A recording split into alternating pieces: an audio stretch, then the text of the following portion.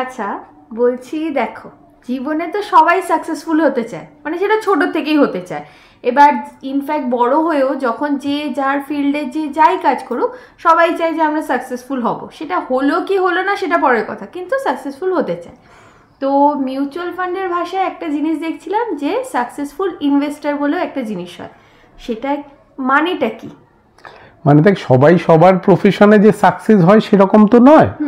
মানে দেখবি যে যে প্রফেশনেই যাক, কিছু লোক সেখানে সাকসেস হচ্ছে, কিন্তু বেশিরভাগ লোক সেখানে আনসাকসেসফুলি হয়, টপে সবাই পৌঁছতে পারে না।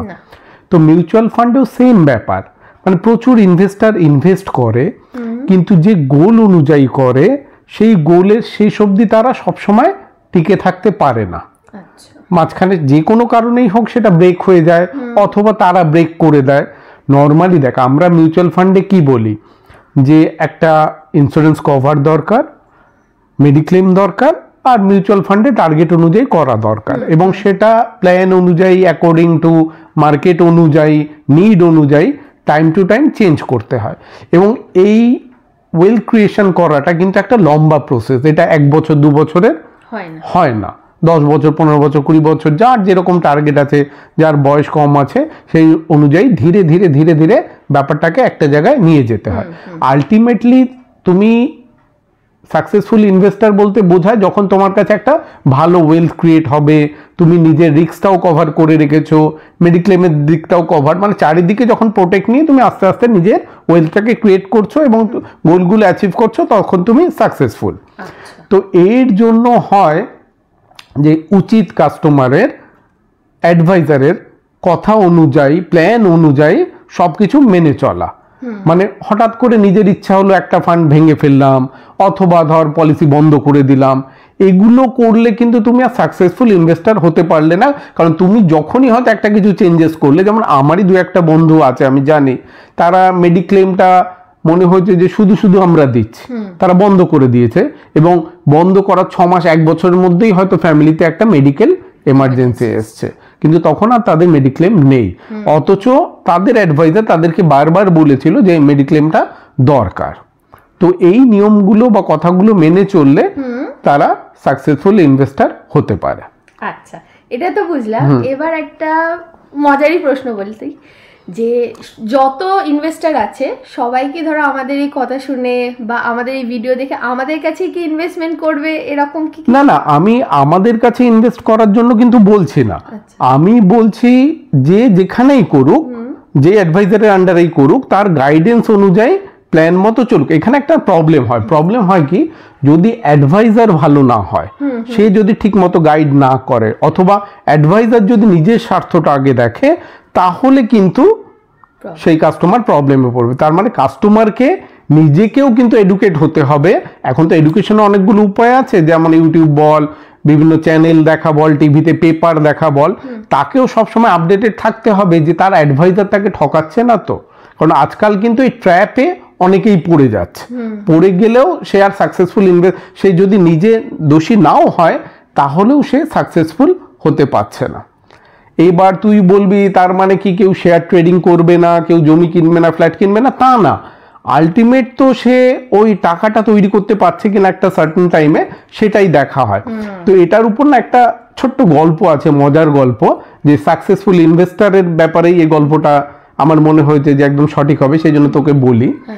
তো আমাদের পাড়ায় একজন কাকুই আছে, আচ্ছা, তা সে বয়স্কই একটু, সে আবার আমাকে দেখা হলে কাকু বলে।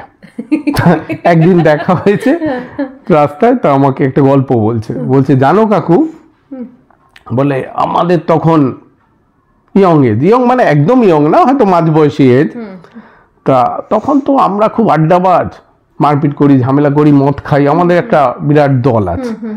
এবার আমাদের কাউন্সিলর তো একদিন হঠাৎ এসে বলল যে বিল্টু, মানে ওর নাম বিল্টু ছিল, ধর বিল্টু, তো আমরা কোনো একটা দূরের জায়গায় ফুটবল ম্যাচ নিয়েছি। তা ওরা প্রায় পার্টির সঙ্গে ঘুরে বেড়াতো, কাজকর্ম নেই, সারাদিন ঘুরতো টুরতো, এদিক ওদিক দিয়ে একটু রোজগার করতো আর মদ খেত, ও নিজেই বলছে।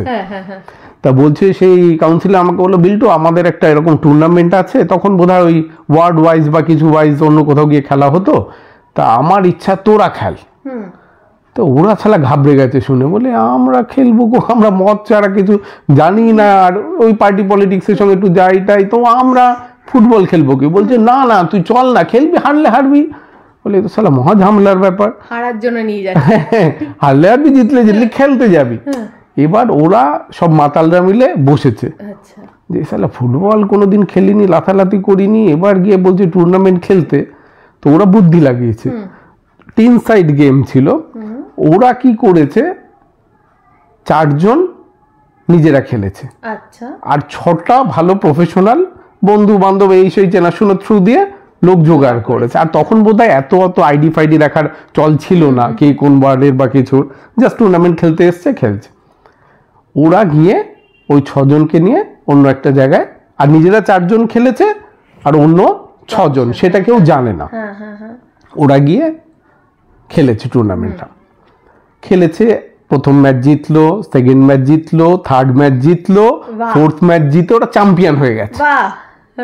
চ্যাম্পিয়ন হয়ে গেলে সন্ধেবেলা তো এবার নাচতে নাচতে কাপ নিয়ে মালা পরে মানে মজা করতে করতে এসছে, এসে তো সেই একবার জামা কাপড় ইয়ে করে বুক এই করে পাড়া সবকে দেখিয়ে বেড়াচ্ছে, দেখ বেটা আমাদের কোনোদিন হবে না, আমাদের মাতাল বলতিস, আমরাই ফুটবল খেলে চ্যাম্পিয়ন হয়েছি, সব লোককে বুড়ে বেড়াচ্ছে।